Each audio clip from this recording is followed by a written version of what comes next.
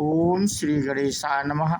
मित्रों, आज इस वीडियो के माध्यम से हम बात करेंगे श्री रामचरितमानस बालकांड से। ये प्रसंग लिया है मित्रों, और इसके भाग 30 हम आप लोगों से साझा कर चुके हैं, और आज इस वीडियो में भाग 31 के माध्यम से आज की कथा हम आपसे साझा करेंगे।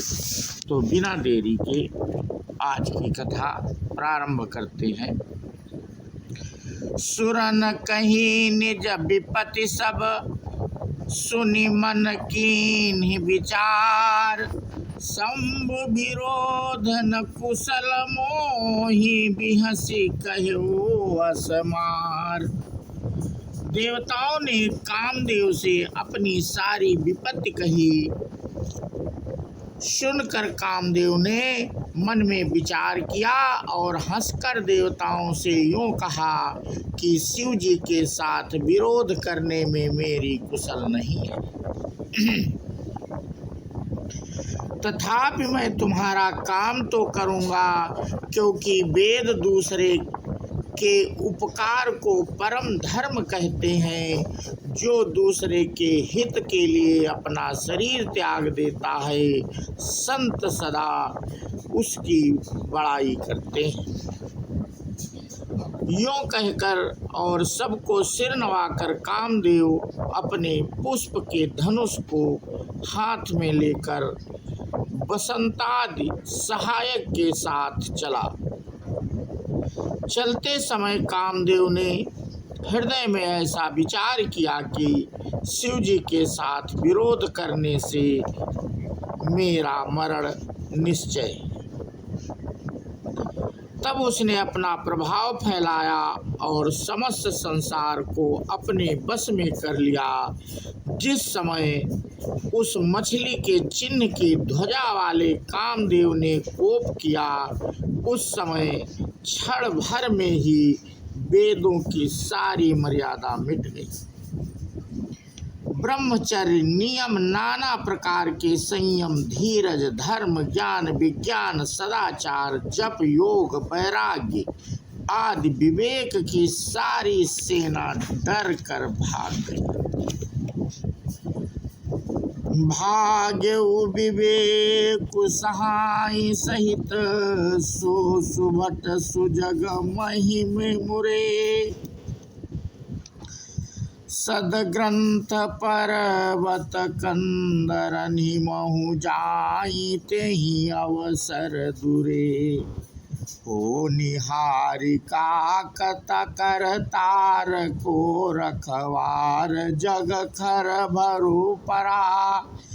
दुई माथ के ही रतिनाथ, जेहि कहूँ को पिकर धनु सरुधरा।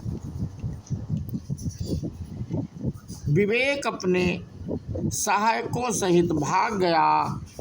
उसके योद्धा रणभूमि से पीठ दिखाकर भाग गए।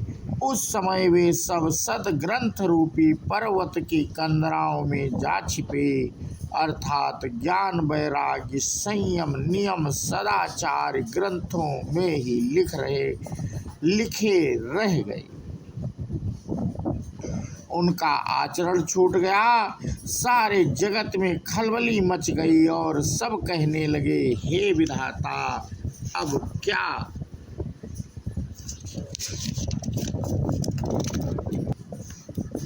होने वाला है? हमारी रक्षा कौन करेगा? ऐसा दो सिर वाला कौन है जिसके लिए रथ के पति कामदेव ने कोप करके हाथ में धनुष बाण उठाया। जे सजीव जग अचर चर, नारी पुरुष असनाम। जे निज निज मर जाद, तजे भय सकल बस काम। जगत में स्त्री पुरुष संज्ञा वाले जितने चर प्राणी थे, वे सब अपनी अपनी मर्यादा छोड़कर काम के वश हो गए। सबके हृदय में काम की इच्छा हो गई। लताओं बेलों को देखकर वृक्षों की डालियां झुकने लगी।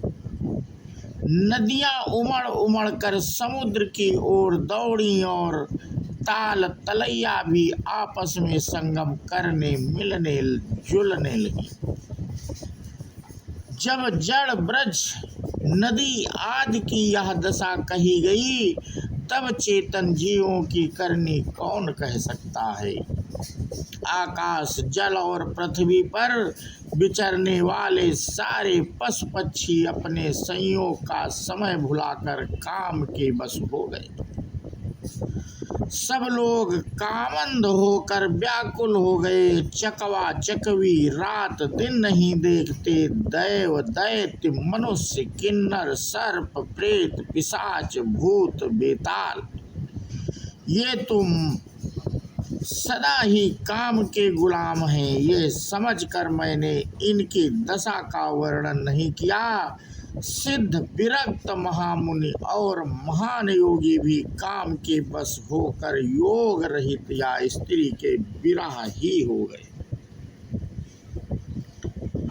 जब योगेश्वर और तपस्वी भी काम के बस हो गए, तब पामर मनुष्यों की कौन कहे, जो समस्त चराचर जगत को ब्रह्ममय देखते थे, वे अब उसे स्त्रीमय देखने लगे।